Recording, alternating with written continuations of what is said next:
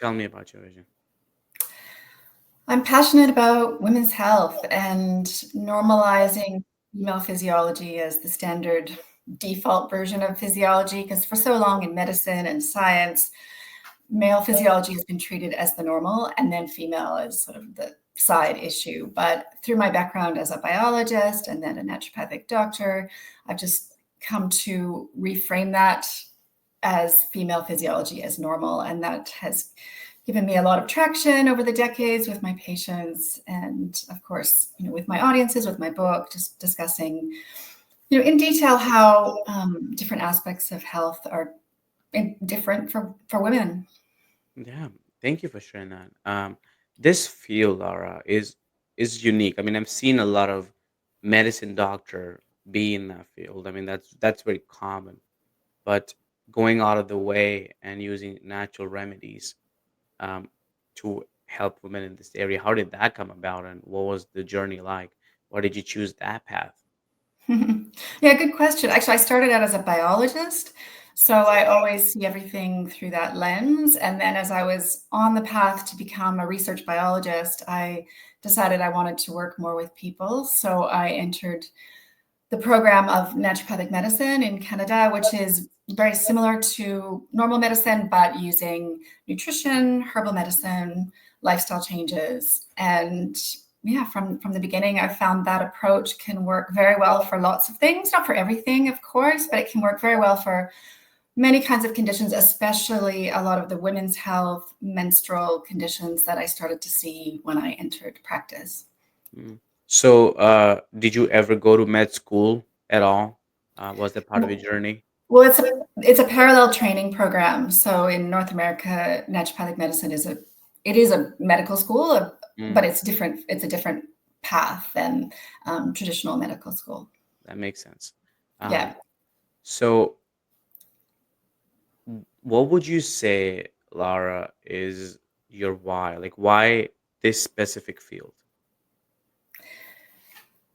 My main goal is to have better periods, better hormones, without, in many cases, without the use of hormonal birth control. So that has been a big part of my work, of my books, is sort of challenging the narrative around that and establishing what I feel is the truth, that women's hormones are beneficial and not something to be routinely switched off with medication, as in the case of hormonal birth control. So that's been a big driving force, and a lot of my that's what my patients have wanted over the years. So I've been happy to be able to deliver effective strategies that work for that. Yeah. Um, so, can you tell me more about that a little bit? Yeah. So the current narrative, like it's been about, I guess, 50 or 60 years, has been this idea that it's okay to switch off women's hormones with hormonal birth control and then replace those hormones with medications that are kind of similar to estrogen and progesterone, but really in lots of ways quite different, especially in their effects on the brain and metabolism and cardiovascular health. The medications in hormonal birth control are not as beneficial as estrogen and progesterone for all of those things. And so, seeing that through my biologist lens, I just realized this doesn't make any sense. This would be like, saying to men, young men, hundreds of millions of young men around the world, like, we're just going to give you this medication that, switches off your hormonal function, switches off your testosterone, and we're going to then give back, this medication that's kind of like testosterone, but not really. And that, obviously would be crazy if we talked about doing that for men, but that's essentially what's happened for women. So that's, been a big part of my work. And it's interesting to see over the decades the attitude in the world change around that. Even 10 years ago, it was very taboo to say anything about hormonal birth control. Now it's 10, in 2025, it's a lot more known, and sort of a lot more people are talking about it. And so it's, for Yeah. me, it's been kind of great to be part of that change. And I would say growing awareness of the possibility of doing things differently for women. Um, what would you say that along the lines of the hormonal birth control? What are the negative side effects of that? Like, because I want to know, because that I think that relates to the why of like I'm assuming gonna avoid that for women, and also them have a healthier life. According to Yeah. you, what is that? Well, that's my why, is to, you know, hopefully deliver to help women be healthy in their own bodies and have their own hormones. I mean, you could do sort of a laundry list of side effects potentially of hormonal birth control. A lot of people talk about it in those terms. But for me, again, as a biologist, the main thing is that it's a medication that switches off ovarian function. And women actually need their ovaries to be producing hormones. It seems kind of obvious when it's stated in those terms, but that's unfortunately, the sort of strange paradigm that we've had over the last 3 or 4 generations, that maybe women don't need those. This sort of idea that you don't need your ovaries, or you don't need progesterone until you're ready to make a baby. But again, to give the analogy for men, that would be like saying to men, you don't need your testicles or you don't need testosterone until you're ready to make a baby. And, obviously that would be crazy. So I feel like that's the same for women. I mean, so just to give some concrete examples, we do know that the pill affects mood long term, not just while you're taking it potentially, but because it potentially alters the shape of the brain, which makes sense because hormones act on the brain. And also we do know what science we have, which is not as much science as we should have on this topic, but we do know that young women who take hormonal birth control don't reach what's called peak bone density. So around, normally, if everything's going well and puberty is going well and hormones are there, then women should have the strongest bones they're ever going to have by about their mid to early to mid 20s. That's called peak bone density. And then from that point we just slowly lose bone over the decades. That's true for men as well. But with these medications in place, hormonal birth control, women are reaching a lower peak bone density. So they're potentially going to have a higher risk of osteoporosis decades later, which a lot of young women don't maybe care about that much. A lot of the time when I'm speaking with my patients and my followers, they're more concerned about some of the mood side effects and some of the side effects around metabolic health and sports performance, things like that are also affected by hormonal birth control. Who would you say, Laura, um, that is there a story that pertains to your why that you'd like to share today?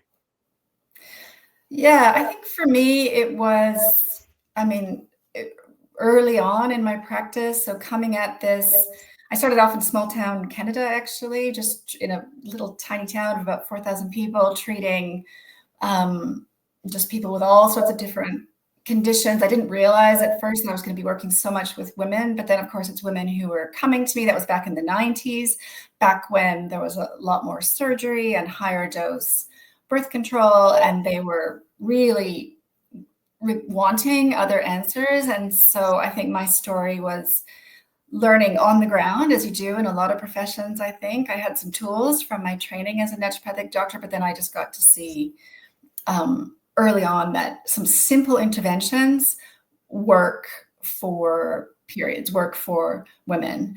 And I was very gratified. I'm still very grateful to all the patients over the decades that came, put their trust in me and were willing to do things a little bit differently. There's one of my favorite Amazon reviews on my first book, Period Repair Manual, that I still remember and kind of hold there. Is she said, I had no idea that what you eat can affect your period. And I thought, that's it. That's what I'm, trying to communicate to women everywhere, that menstruation and to a large extent, female hormones and metabolic hormones and thyroid hormone health, all of that is an extension of general health. It's not in a separate category. I think for too long before this, women's hormones and menstruation had kind of been put in the too hard box and just thought, oh, we'll just, that's really kind of an annoying part of female physiology. We'll just switch that, shut that all down with hormonal birth control, with contraceptive medication. And instead we can, work with the body and change the expression of that, entire aspect of women's health. And it's a reframing. It's quite fundamentally a paradigm shift in how we view women's biology and what is possible. Yeah, you're absolutely right, because um, it is ludicrous to me when if you would take the same example and put it in men, I'm like, wow, yeah, that would obviously make sense, because how would you go to the gym, work out, do something? You know, I mean, like, it's you're just not gonna have the chemicals bodily necessary to do Yeah. things, and that absolutely makes sense. And it's been going on for a while. Like it's, and in America, like I don't even think that most women are probably not even aware. Like hey, they could do something different if that's the same cause. They just go on their life with side effects living throughout, and they have no idea this is all related. Yeah, it's changing. There's a bit of a revolution right now around this. There's more growing awareness. And actually, yeah, the first chapter of my book, Period Repair Manual, is called Period Revolution. Just realizing, women thinking, yeah, we can actually do this. We can have our own menstrual cycles. We can make our own hormones. I mean, I guess one of my other takeaways, and I know this from decades of speaking with women, is to sort of challenge the narrative that the bleeds, the kind of monthly bleeds on the combined oral contraceptive, just to point out that those are not menstrual cycles. Those are just induced withdrawal bleeds. There's actually no medical reason to bleed monthly on the pill, because the entire hormonal system is shut down, and that's just sort of it's mimicking a cycle. Mm. But when women's hormones are, working properly, which is very possible for most women to, get back to that place, then a menstrual cycle is monthly, because that's how long it takes to ovulate, to make both hormones, to sort of for the ovaries to do their thing. This is again my reframing, if you normalize female physiology, hormonal physiology is monthly. It's cyclic. Males are, men are kind of quirky in that they make testosterone every day, which is, through my lens, just a, Mhm. different way of doing things. So my work has been a celebration of, female physiology, of the body, and just, I hope, communicating to women that women's health is not as mysterious or complicated as we've been led to believe. There's a logic to it, and it will respond to, lifestyle changes in many cases, to diet changes in many cases. Thank you for being here today. I'm really happy that you tuned in to Vision Pros Live. I'm looking forward to seeing your reactions as these episodes continue to move forward. This is going to get more and more fun. We'll have more and more engagement as well. We'll invite people to participate in the show. And thank you for giving us your time and attention. Have an excellent time building out your vision and becoming a Vision Pro yourself.